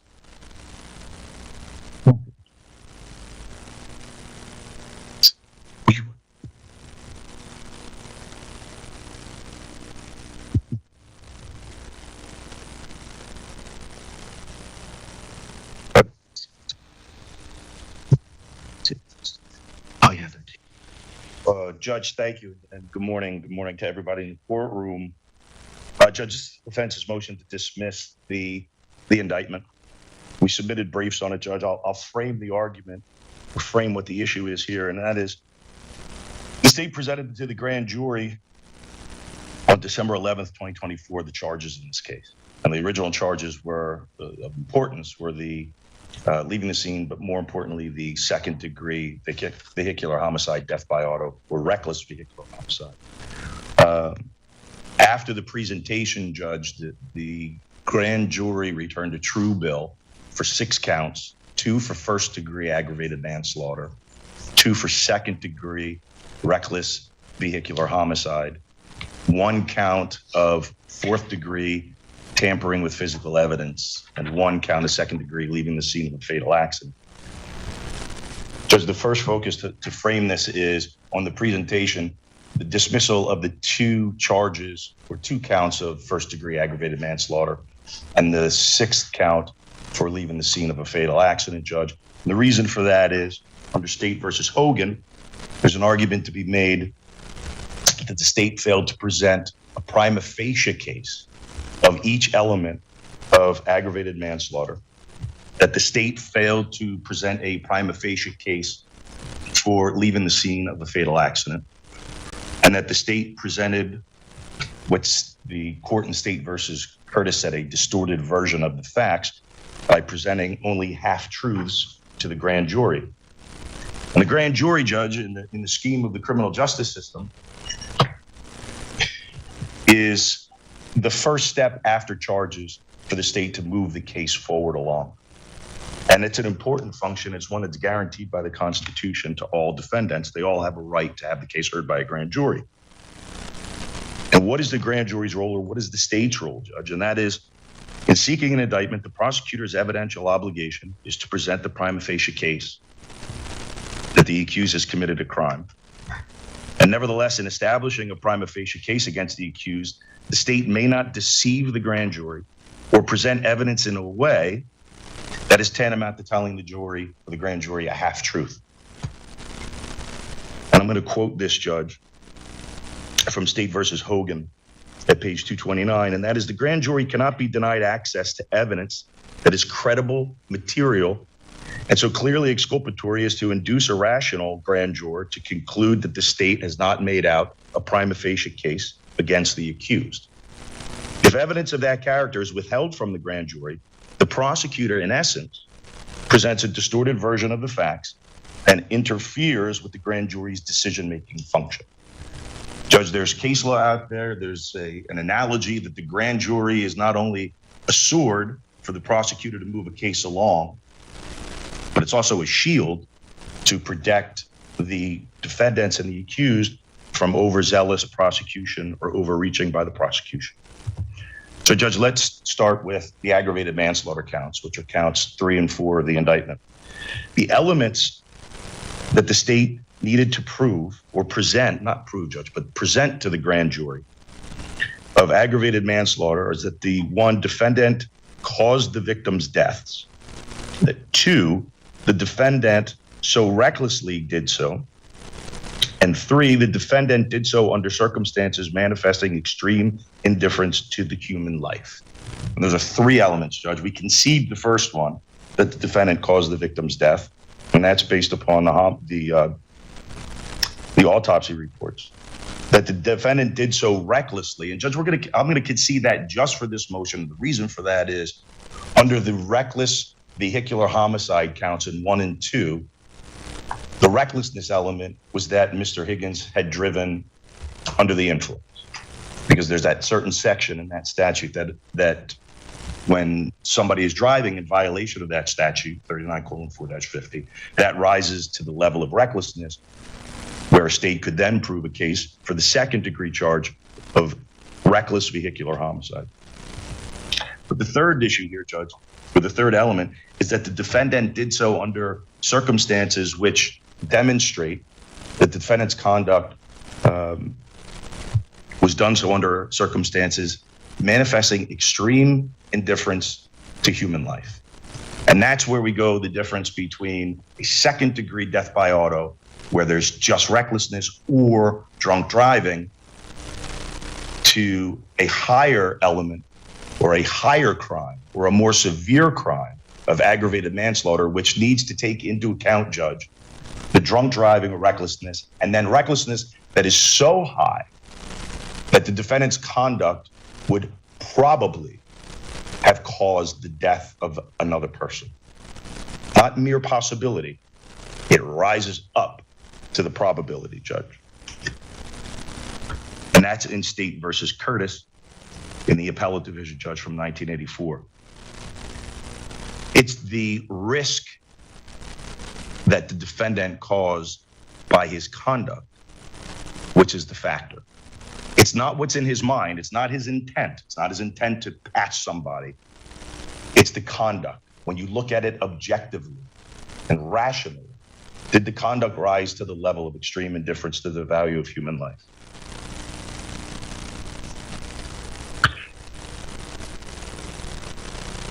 Here, the facts of the case, which have been brought out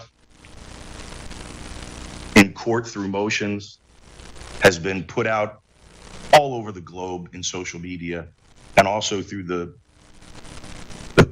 press, Judge.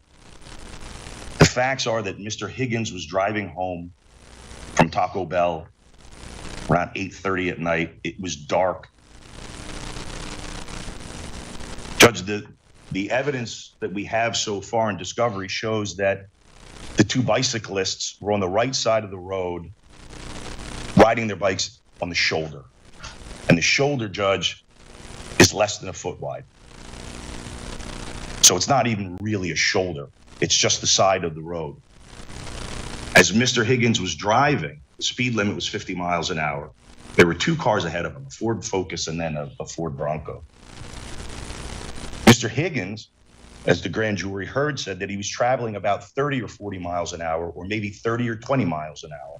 coming up because he thought the other cars were going slowly.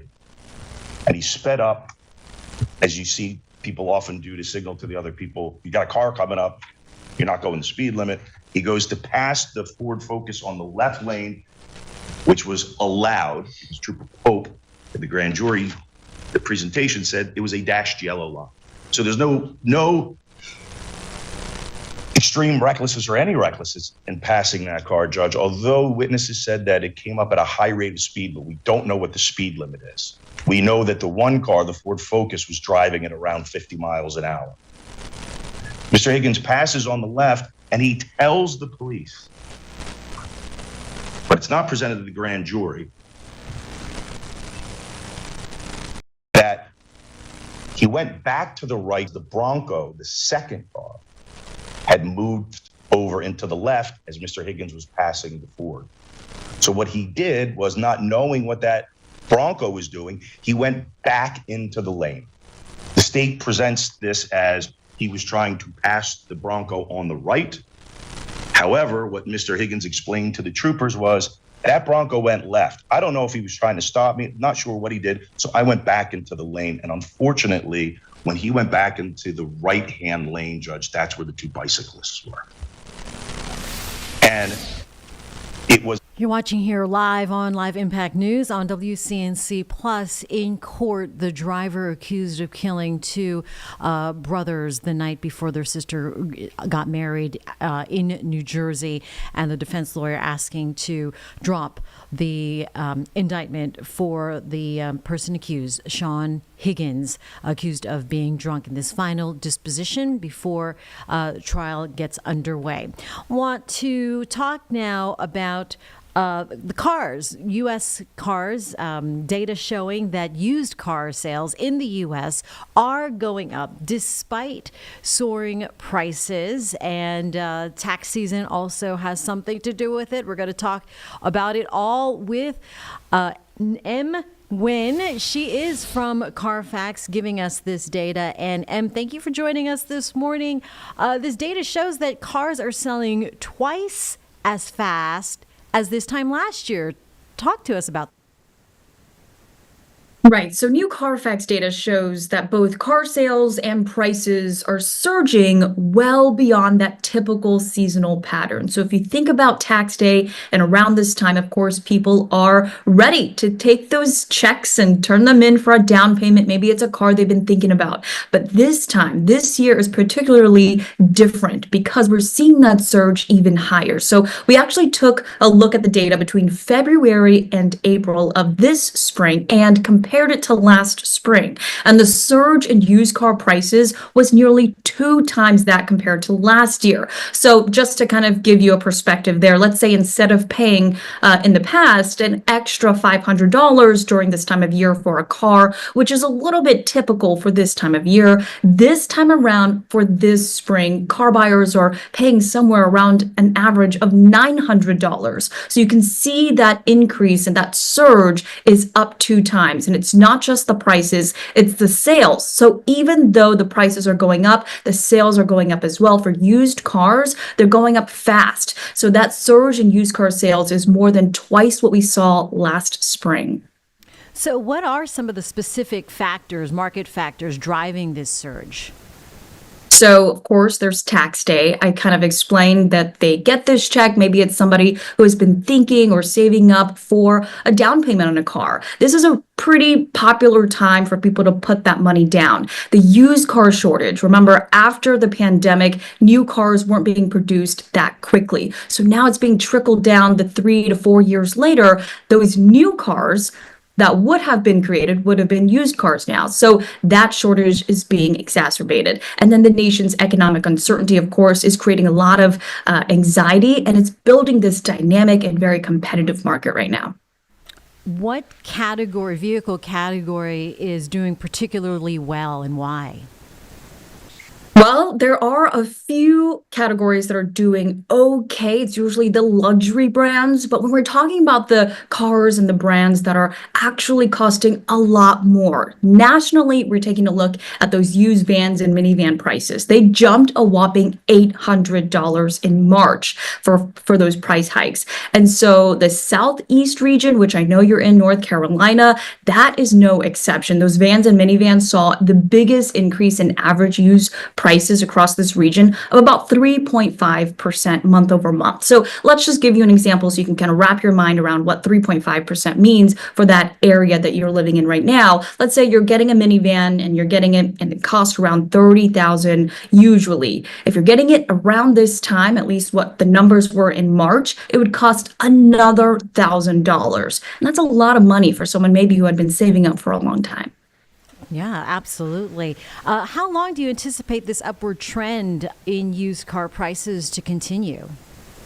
It's a very tense market right now, and it's hard to forecast exactly what the prices are going to be in a few months, but we do know we're just at the front end. When we look at the statistics, when we look at the analysis of that bell curve, we're just seeing it lift up. So if you're looking to buy a car, for instance, right now, this probably, if you need it in the next 3 to 4 months or so, this is probably the time in which you would try to purchase that car. But if you can wait it out, if you can wait for all this uncertainty to go away, perhaps a year from now or so. It's hard to forecast again, but if you can wait, this is a good time to wait as well.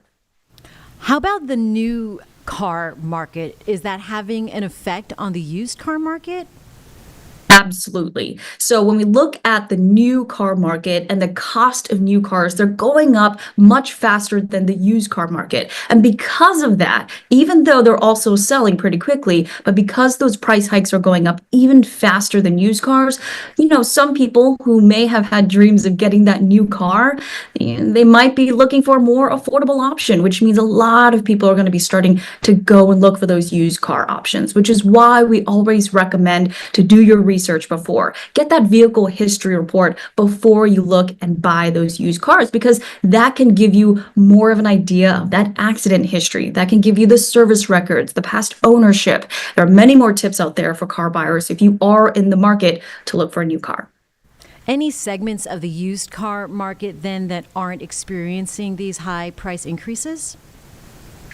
So nationally, we are seeing costs go up, but again, those luxury brands that are across the nation, those are not quite getting hit as badly. The other thing, though, is that some areas are still getting hit with those high prices. Used luxury SUV prices, for instance, those SUVs are up about $500. Non-luxury SUVs rose about $400. And what this tells us is basically that there are family haulers that are being bought right now. Families are looking for that next big and safe car, and that's usually what we're going to see. So we're going to see more of those large cars getting bought over those smaller cars. Any other advice for people who are in the used car market, whether they have to buy it really, really right now or if they can put it off? Any last minute tips that people should know about, Em?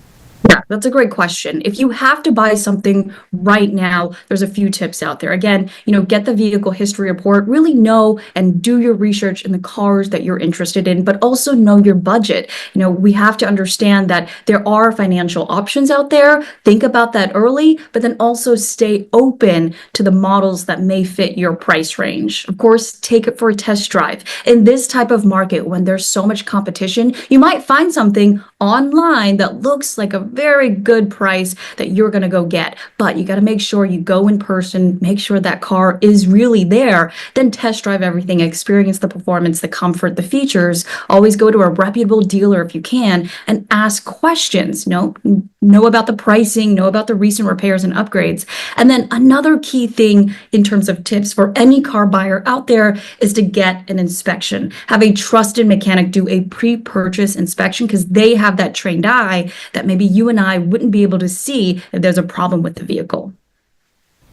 And Nguyen from CarFast, great information this morning as people are ready to buy, in North Carolina at least, those vans and minivans.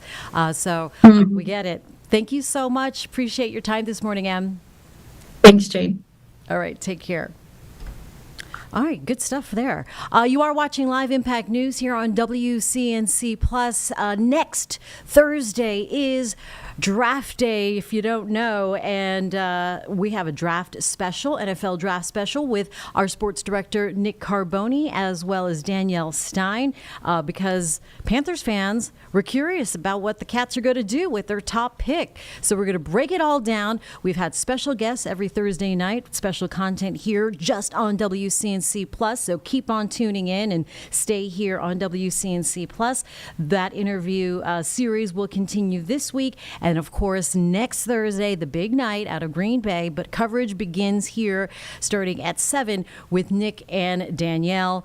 Special for you, our NFL draft special with our folks and friends at Locked On. So hopefully you can tune in. Love to see you there. All right, want to take it now to the Queen City here and the areas surrounding the Queen City, because we've had some a special conversation with Rock Hill. Speaking of Panthers, you know that facility in Rock Hill, South Carolina, it has been vacant since they pretty much vacated their plans to make that the new Panthers practice facility. And so the mayor of Rock Hill spoke last night at the city council meeting about approving it for industrial use, and that will allow them to do something with the land. She spoke last night. Let's listen to that, her full comments on Live Impact News on WCNC Plus. Sean, I just want to take a second and thank you, just to make sure everybody understands this. The city owns this property, the taxpayers own this property, and as a result, you know, we have some freedom to do things that are very smart with this property, we think, that'll bring jobs to our community that don't exist here now. And I think that this council and management team are very focused on how we do that, you know, whether that's in life sciences or advanced manufacturing or something else. I'm not sure what that is right yet, but that's what we're shooting for. And so what we hope to see out at that site. And the beauty about it is, because you're the taxpayers and you own the property as we are taxpayers and own the property, we can guarantee you there will be no smokestacks on that property. There will be no animal processing plants or anything of that nature. We'll do something that we're all proud of and that continues to build our community like we have been for the last couple decades.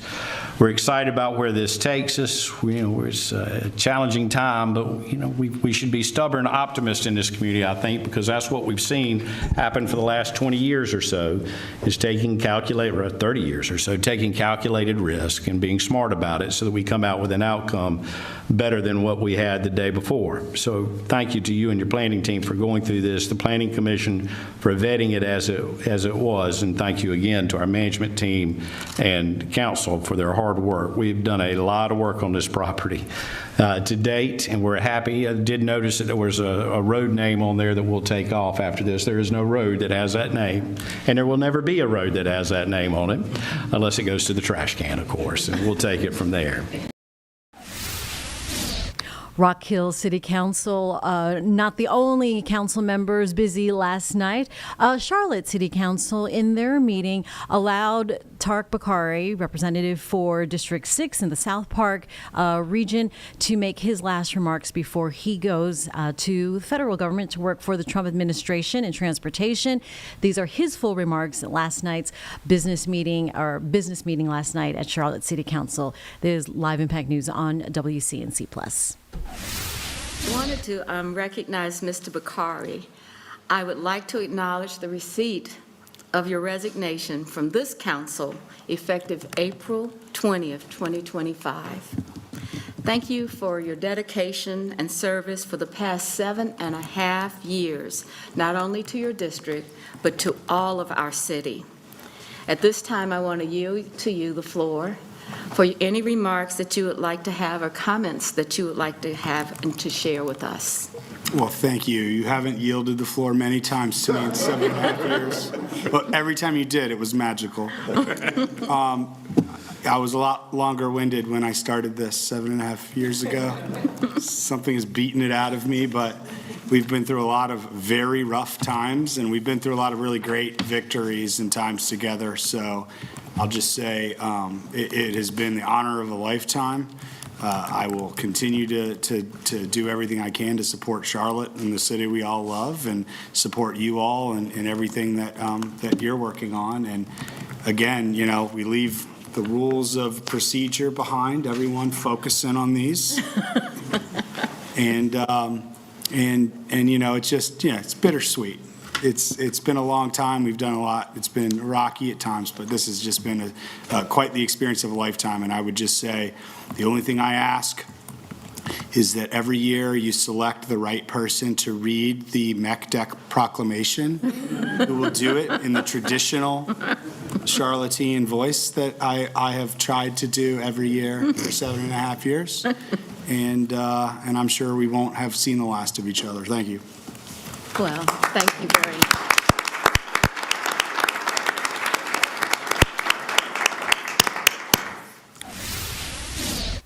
All right, short and simple comments there for Tarek Bakari, his last night with Charlotte City Council. By the way, former President Joe Biden expected to speak tonight, his first major speech since leaving office in January. He's scheduled to speak at a conference in Chicago. We're going to bring that to you here on WCNC Plus. Right now, I want to take you back out to New Jersey as the driver accused of being drunk, killing two brothers before their sister got married the next day in New Jersey.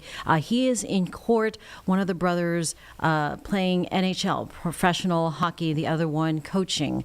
Tragic story here, but the defense lawyer speaking right now on their final disposition conference. Endangering both himself and others on the road. He might, for example, swerve into traffic, cross the line into oncoming traffic, or fall into the path of traffic. Therefore, the operator of a bicycle is under an obligation to stay off the roads when intoxicated. We've got another case that came out, Judge, that holds the opposite, that you can't convict somebody under the drunken driving statute for riding a bicycle. And then there's a third case that comes out that sides with the second case I cited. What's the point of it, Judge? The point of it is there's a split decision here. We don't have an appellate division ruling on it, but we have other judges out there, Judge, recognizing the fact that if you're intoxicated, you shouldn't be riding your bicycle on the street, especially in that area because of the lack of lighting and such a small side on the road, which I'll call a shoulder, but it's hardly a shoulder.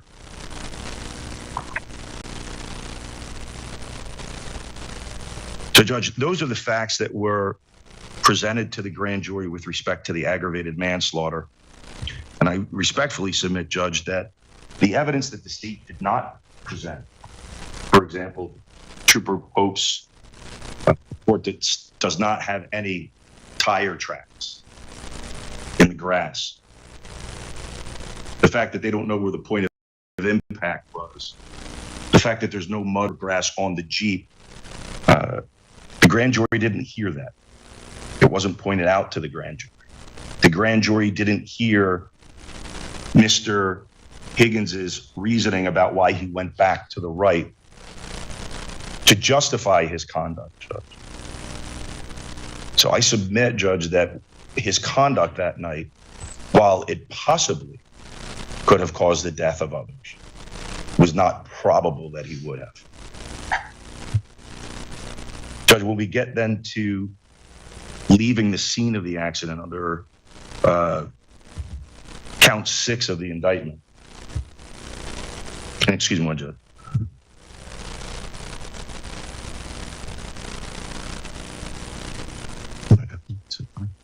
Judge, for leaving the scene of an accident, or leaving the scene of a fatal accident, the elements on the record, Judge. And these are the elements the state is to provide to the grand jury by some elements, or some evidence, I should say.